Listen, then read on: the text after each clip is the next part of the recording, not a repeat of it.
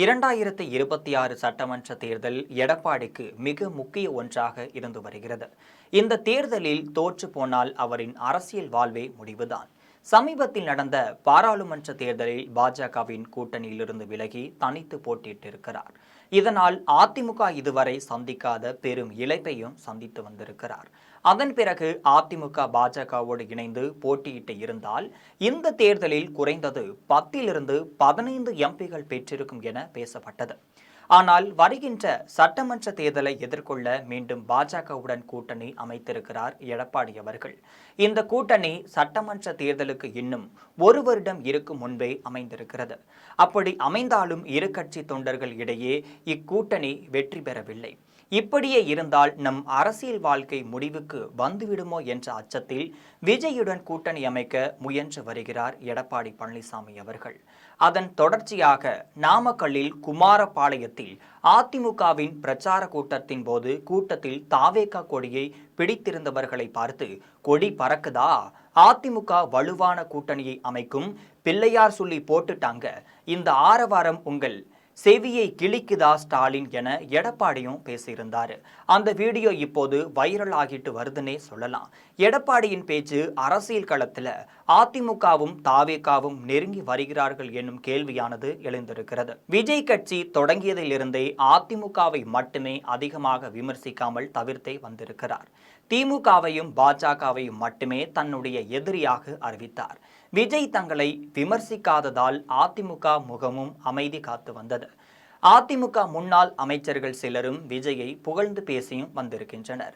திரைமறைவில் கூட்டணி பேச்சுவார்த்தைகள் நடந்ததாகவும் அதில் முன்னேற்றம் இல்லாததாலேயே எடப்பாடி டெல்லிக்கு சென்று பாஜகவுடன் கூட்டணியை உறுதிப்படுத்தியதாகவும் அரசியல் வட்டாரங்களில் பேசப்பட்டு வருது. விஜய் தரப்பில் 2 விதமான கருத்துக்களானது முன்வைக்கப்படுகிறது. அதாவது திமுகவிற்கு எதிர்க்கட்சி நாங்கள்தான் என்பதை பொசிஷன் செய்வதற்காக மட்டுமே விஜய் திமுகவை பிரதானமாக தாக்கி அதிமுக பக்கம் பார்வையை திருப்பாமல் இருந்தார் என கூறப்படுகிறது. அதே நேரத்தில் கூட்டணி தொடர்பான முடிவுகள் என்பதை டிசம்பருக்கு பிறகுதான் எடுக்க வேண்டும் என்கின்ற மனநிலையும் தாவேகா முகம் இருந்திருக்கிறது. இதற்கிடையில்தான் அதிமுக பாஜக கூட்டணி உருவாகி இருக்கிறது. பாஜக கொள்கை எதிரியாக அறிவித்திருப்பதால் இனி அதிமுகவுடன் கூட்டணி செல்ல முடியாது என்ற மனநிலைக்கு விஜய் தரப்பு வந்து சேர்ந்தது. இதை தொடர்ந்துதான் விஜயின் யோக புள்ளி விஜயை முதல்வர் வேட்பாளராக முன்னிறுத்தி பிரச்சார திட்டங்களை வடிவமைத்தார். மக்கள் விரும்பும் முதல்வர் வேட்பாளர் விஜய் என்கின்ற கருத்தாக்கத்தோடு எம்ஜிஆர், அண்ணா படங்களையும் சேர்த்து கொண்டுதான் மதுரை மாநாட்டையும் நடத்தியிருக்கிறார் விஜய் அவர்கள். அதற்கு பிறகுதான் சுற்றுப்பயணமும் அதே தீமில்தான் நடக்க தொடங்கியிருந்தது. மதுரை மாநாட்டில்தான் விஜய் முதல் முறையாக அதிமுகவை தாக்கியும் பேசியிருந்தார். எப்படி இருந்த கட்சி இப்போ எப்படி ஆயிடுச்சு பாருங்க, அந்த கட்சி தொண்டர்களுக்கு யார் பக்கம் வரணும் தெரியும் என ரத்தங்களுக்கு தூண்டிலும் வீசியிருந்தார்.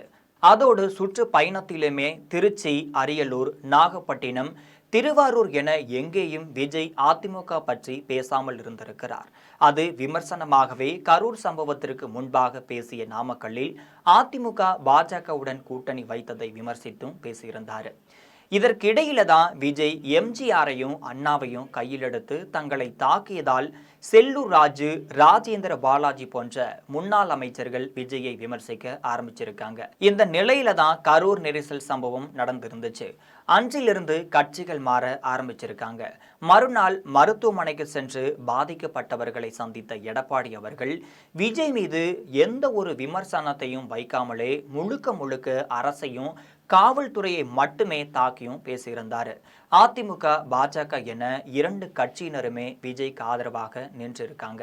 எடப்பாடி தன்னுடைய பிரச்சாரங்கள்ல கரூர் சம்பவத்தில் உயிரிழந்தவர்களுக்கு அஞ்சலியும் செலுத்தியிருந்தார். தொடர்ந்து அரசின் மீது விமர்சனங்களையும் முன்வச்சிட்டே வந்திருக்காரு. இதை தொடர்ந்து தான் எடப்பாடியின் பிரச்சாரங்கள்ல தாவேகா கொடியுடன் சிலர் கூட்டத்தில் கலந்து கொண்ட வீடியோக்கள் தற்சமயம் வெளியாக இருந்துச்சு.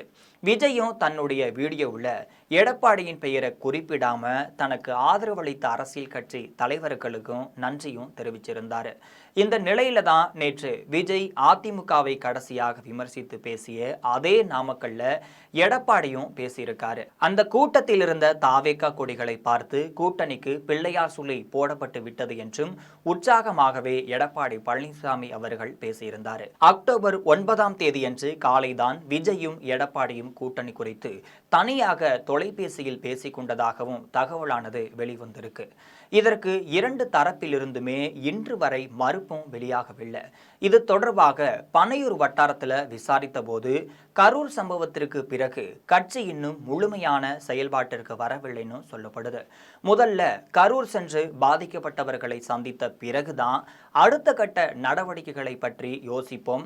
கூட்டணி விவகாரத்தில் டிசம்பருக்கு பிறகுதான் முடிவெடுக்க வேண்டும் என்பதில் இப்போது உறுதியாக இருக்கிறோம் என்கின்றார் முக்கிய நிர்வாகிகள்.